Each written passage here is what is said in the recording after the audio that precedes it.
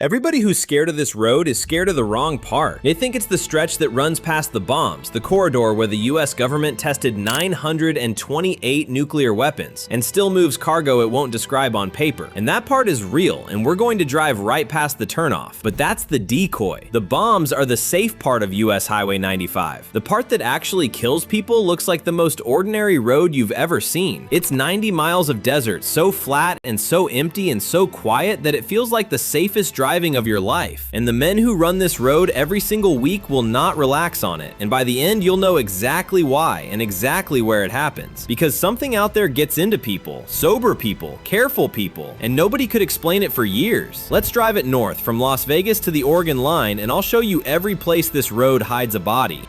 First, throw out the picture in your head. People think Nevada is flat. Nevada has more named mountain ranges than any other state in the country. Over 300 of them. More than Colorado, more than Alaska. A 19th century surveyor looked at the map and said the ranges looked like an army of caterpillars crawling north out of Mexico. US 95 threads between those caterpillars for 647 miles. The longest highway in the entire state, and one of the last that still runs unbroken from Mexico to Canada, because no interstate ever bothered to swallow it. And on the valley floors between those ranges, your eyes start lying to you. You crest a pass, the road drops dead straight in front of you, and the next mountain floats out there 30 miles off, shimmering above the heat like it's underwater. Your brain has nothing to measure speed against. No trees blurring past, no buildings, nothing at human scale. So you creep up to 85 without noticing, and the whole time it feels like you're barely moving. The landscape is quietly lying to you about how fast you're going. Remember that it can do that. It's going to matter more than you think. Now let's meet the thing everybody's afraid of so I can show you why they're wrong. 14 miles north of Las Vegas, doing 70, you pass a junction on your left. There's a small green sign. It doesn't say what it means. It says Nevada National Security Site, a name a committee invented in 2010 because the old name was too honest. The old name was the Nevada Test Site, and starting on January 27, 1951, the United States detonated a nuclear device out there over a dry lake bed. It was the first of 928 nuclear tests on that ground. Put that in human terms. That's roughly a nuclear detonation every 2 weeks for 40 years straight. 100 of them went off in the open air, and the mushroom clouds were visible from downtown Las Vegas. The casinos turned it into a tourist draw, people watching the flashes from rooftop lawn chairs with their breakfast. This was the strangest tourism America ever produced. Las Vegas leaned into it. Hotels advertised the blast times, printed them on postcards, mixed atomic cocktails, and crowned a Miss Atomic Bomb in a mushroom cloud swimsuit. Meanwhile, the fallout drifted downwind over the small towns and ranches to the east, over people who were told for years that there was nothing to worry about. The word for them now is downwinders, and the government eventually paid out billions admitting what the desert had done to them. All of it flowed along this road, because for all of those decades, US 95 was the artery. It carried the personnel, the equipment, and the things nobody wrote down.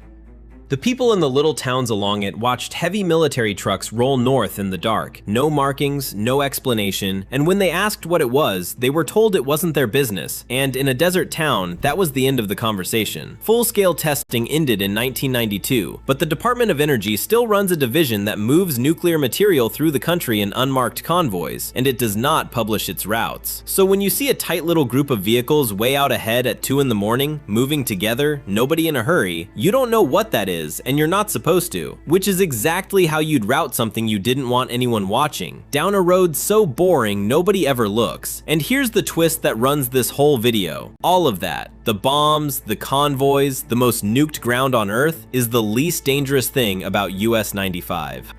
It's loud, it's famous, it makes your hands tighten on the wheel, and a tense driver is a safe driver. The road's real weapon does the opposite. It relaxes you. Quick thing while your adrenaline's up, this is the best moment to hit subscribe. It's free, it takes 1 second, and unlike this highway, it will never leave you at a dead cell tower with a quarter tank and a decision to make. Done? Good. Let's get into what actually kills out here. North of Mercury, the road empties out, and this is where it starts collecting bodies. Now, one honest note before the numbers, and I'll keep it short. Nevada doesn't publish a single clean report on this corridor. You can't look it up. You have to pull the crash records county by county and stack them yourself. And when people do, the same sentence appears in the police reports over and over, year after year. The driver failed to maintain the travel lane. Not drunk, not weather, not even speeding half the time. The car simply wandered. In the summer of 2023, a driver pulled out to pass on this road, crossed the center line into a family's SUV, and both vehicles burned. An adult and 2 children died in one, 2 adults and their dog in the other. In 2026, a kid from Florida drifted onto the shoulder near Snow Mountain, clipped a concrete barrier, and burned. First fatality report of the year for that district, and he was 25. One command of the state police logged more than a dozen fatal wrecks on their piece of this road before spring was even over. Read enough of them and it stops looking like accidents and starts looking like a symptom. Straight road, empty road, sober driver, hands steady, nobody coming for miles, and then, for no reason anyone can point to, the tires touch the dirt. The state is rattled enough that it's throwing money at it. They just finished a $33 million rebuild on 20 miles south of Vegas, adding passing lanes so nobody has to make a desperate move around a slow truck. They've carved rumble strips into the shoulders and the center line for miles, so when you drift, and out here you will drift, the road growls and drags you back before the desert does. Think about what it means that a highway needs to physically shout at grown adults to keep them from wandering into oncoming traffic on a clear, dry, empty day. So what's making them drift? I know the answer. I'm going to hold it because there's one specific stretch where it does its worst work, and I want you to see the road first. Keep the question in your pocket. Why do careful people keep dying on the easiest road they've ever driven? Roll on north into Amargosa Valley, and the desert plays a joke on you. Because the tourist version of mysterious Nevada is right here on the shoulder, painted green and grinning. There's an alien-themed travel center. There's an abandoned brothel with a decaying airplane rotting in the yard. Everybody stops, everybody photographs the little green man, everybody drives off feeling like they've touched the secret desert. That's the misdirection. The real desert doesn't hide things behind a gift shop and a novelty sign. It hides them behind boredom and distance, out past where anyone bothers to look. The green alien is a photo op. The genuinely strange stuff on this road never advertises. And speaking of strange, if you think a gas station alien is the weirdest thing US 95 has to show you, hang on, because 150 miles up this road, the ground itself starts sprouting something I still can't quite believe is legal to drive through. But first, the only real town for 80 miles in any direction, Beatty, Nevada. Fewer than 1,000 people. Elevation 3,307 feet. And it's alive for exactly one reason. It's the last real stop before a very long nothing. So the road keeps it breathing. A century ago, this was a boom town with 3 railroads crossing it, back when the gold camps nearby were pulling out fortunes. They called Beatty the Chicago of the West. Then the ore ran out. The nearest camp, Rhyolite, emptied into a ghost town you can still walk today. Its stone skeleton standing next to a field of white ghost sculptures at an open-air museum that looks like the desert dreamed it. The railroads got torn up for scrap in World War II. Beatty should have died with all of it. But US 95 runs straight through the middle of town, and that changed the math. Now it's the gateway to Death Valley, and its whole economy is people passing through. A couple of gas stations, motels that charge what they charge because what are you gonna do, drive back to Vegas? A candy and nut store the size of a warehouse that doubles as a fuel stop. And wild burros, actual descendants of the old miners' pack animals that wander into town and stand in the road like they own it. Because in a way they do. To you, Beatty is a bathroom and a coffee. To the people who live here, it's the entire circulatory system. It brings the food to the one grocery store, carries the mail to the post office, connects every person in town to every other place human beings live. And when the highway closes, for a wreck, a flash flood, one of those incidents the state describes in press releases so carefully worded they tell you nothing, Beatty closes with it. There is no other way in or out that doesn't add 100 miles. Talk to someone who's driven a fuel truck out of here for 20 years and they'll tell you the same thing 2 ways. That the road recalibrates your sense of distance until 80 empty miles feels like nothing, and that it still scares them every single time they pull onto it. And anybody who says it doesn't is either lying or not paying attention. Fill the tank here, all the way. Not because you'll definitely need it, because of what the next stretch does to people who didn't. North of Beatty, the road climbs into some of the loneliest driving left in America. You pass through Goldfield, once the biggest city in the entire state, tens of thousands of people, now a gorgeous near ghost with a couple hundred residents rattling around inside its own grand stone buildings. Then it's just you, the highway, and the physics. And the physics is where I've got a quarter tank, it's fine, turns into a survival situation. It's summer. The pavement's over 110.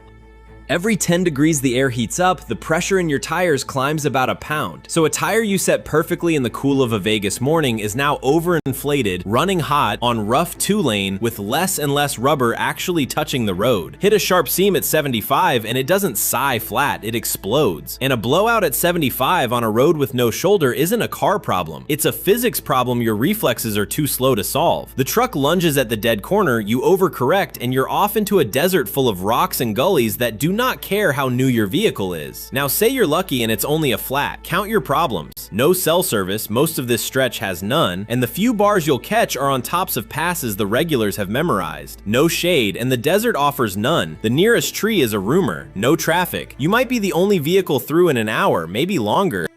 And whatever water you brought on a day like this is almost certainly not enough. Heat like this can pull you into dehydration before you even register that you're thirsty. That's the desert's oldest trick. And that's not a hypothetical. A couple ran out of gas in one of these gaps in July, the thermometer well over 100, and they started walking because that's the exact thought that kills people out here. It can't be that far. A trucker found them hours later, half cooked, one of them already into heat exhaustion, and he was genuinely shaken to realize he was the first vehicle down that piece of road in hours. They lived. That's the whole margin the desert gives you. A stranger showing up before your good decisions run out. A flat tire on the interstate is an inconvenience. Out here, it's the opening move of a survival situation, and how fast it turns serious depends entirely on how honest you were with yourself back at the last gas pump. And here's the thing, that emptiness, the very thing that makes a breakdown deadly, is also the thing quietly setting up the real killer I keep promising you. Hold that. First, one more town. And out of that nothing, a town appears that's stranger than the emptiness around it. Tonopah sits almost exactly halfway between Las Vegas and Reno, and it started with a donkey. In 1900, a prospector either lost his burro or threw a rock at it, the story changes, and the rock was loaded with silver. It set off the second richest silver strike in Nevada history. The town swelled, then did what every Nevada boomtown does and shrank. About 2,500 people live here now, but the dead never left. Just off the main drag is the old Tonopah Cemetery, around 300 graves packed in fast. Some hold victims of the Tonopah Plague of 1902, a wave of sudden, horrifying death the newspapers screamed about and the authorities blamed on pneumonia, though the story never quite closed. Others hold the 17 miners killed in 1911, when a fire tore through the Belmont mine and the smoke moved faster than the men could climb. And then, because Nevada is Nevada, somebody built a motel next to that cemetery and filled it with clowns. The Clown Motel is real, it's right on US 95, and it's been called America's Scariest Motel. A collection that's grown into the thousands, clown faces on every wall, staring down at travelers who pull off the highway for a bed and get a carnival crossed with a graveyard. Down the street, the Mizpah Hotel, once the tallest building in the whole state, comes with its own resident ghost. A lady in red the staff will tell you about if you ask. And honestly, even if you don't. And here's the gentle whiplash of this place. Step away from those few lights and you're standing under one of the darkest, clearest night skies in North America. People drive hours just to see the stars from here. A town built on dead miners, guarded by clowns, sitting under the best view of the universe you'll ever get. That's this road. It refuses to be one thing. And the secrecy from the south end of the highway never really left either. Out past Tonopah sits a test range tied to the kind of aircraft the Air Force doesn't like to discuss. The bombs at one end of 95, the black jets at the other. The whole road is bracketed by things nobody will explain. Keep going north and the ground does the thing I warned you about back in Amargosa. It starts sprouting mounds, hundreds of them, then thousands. Low concrete humps in neat rows marching to the horizon on both sides of the highway, like something buried an army out here and marked every grave. That's Hawthorne, and it's the largest ammunition depot on the planet. The Hawthorne Army Depot covers 226 square miles and holds more than 2,400 storage bunkers, and US 95 runs straight through the middle of it. You are driving a public highway between the reserve munitions of the United States military, stacked in the dirt on either side of your windshield for miles. It went in back in 1930, after the Navy's ammunition dump in New Jersey blew up and flattened a town, and somebody decided the next one belonged where there was nobody to kill. That nobody is now a couple thousand people whose entire existence is tied to the base, next to the strange blue mirage of Walker Lake. And here's the detail that tells you everything. If you're hauling hazardous materials, you are not allowed to drive your load through Hawthorne. You take a designated route around it. The single most explosive concentration of firepower in the country sits across a US highway, and the one thing they won't permit near it is your dangerous cargo. There's even a stretch just south where the state makes you run headlights in broad daylight for miles, purely so nobody gets swallowed by the emptiness before they arrive. And in a final touch of pure Nevada, there's a giant sign out front announcing that this is the world's largest ammunition depot. Because apparently, the plan for hiding the nation's biggest firepower cache was to label it right on the highway where anyone doing 70 can read it. You wanted a feared desert highway. This one drives straight through the ammunition reserve of a superpower, and the ammunition is the safe part. Which brings us finally to the 90 miles I promised you at the very start, and to the question you've been carrying since Mercury. Here's why careful people keep dying on the easiest road they've ever driven. It has a clinical name, highway hypnosis, but the name makes it sound smaller than it is. Your eyes are open, you're technically awake, and you are, in every way that matters, gone. Your brain runs on change. It stays sharp by reacting to things. Take away the things. No curves to steer, no towns to notice, no oncoming headlights, no scenery close enough to blur past the window, and the conscious part of you drifts into a kind of waking sleep while your hands hold the wheel on autopilot. Researchers have clocked this on desert 2 lanes for decades, and it's the same road you were warned about in the very first minute of this video. The one where the flat, empty straightaway makes 85 feel like a crawl. That illusion and this blackout are the same phenomenon wearing 2 faces. And US 95 manufactures both better than almost any road in America because it gives you nothing to react to for stretch after stretch after stretch. And there's one place it does its worst work: the long, dead straight runs up in the middle of the state between the last town and the next, where the road goes gun barrel straight for the better part of 90 miles and the mind just unhooks. That's the stretch the regulars won't relax on.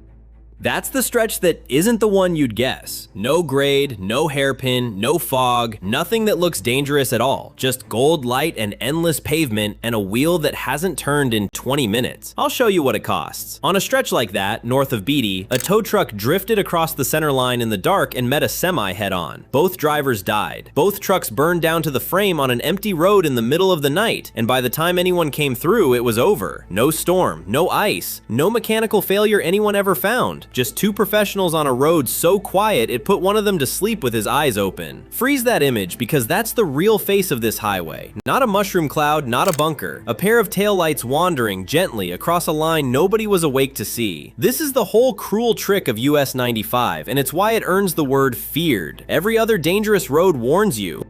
It throws up a grade, a hairpin, a chain-up sign, something that grabs your collar and says pay attention. This one does the exact opposite. It flattens out, it opens up, it goes quiet and warm and beautiful, and it invites you to stop paying attention. And on this road, not paying attention is the single most dangerous thing you can do. You can tell the people who understand that from the people who don't. The regulars fuel at the last town every single time. They carry water for a breakdown nobody finds for 12 hours because that's happened. They keep a paper map because the phone is a paperweight through the dead zones, and they've memorized the exact mile markers where 1 bar of signal comes back, because that's where you make the call you've been holding for 40 miles. The tourists carry a phone, half a bag of chips, and the confidence of people who have never once been somewhere the infrastructure couldn't reach.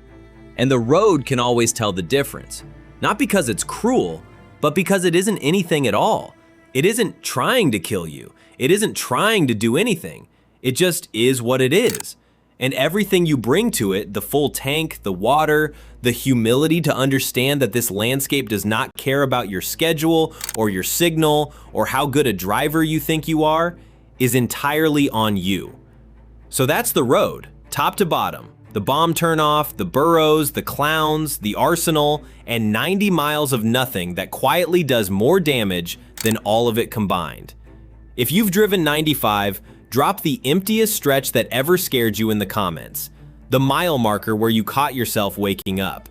Because somebody watching is going to run that exact road this week, and they haven't learned it yet. Every road these lists ever cover gives you a warning. This is the one that doesn't, so fill the tank and stay awake.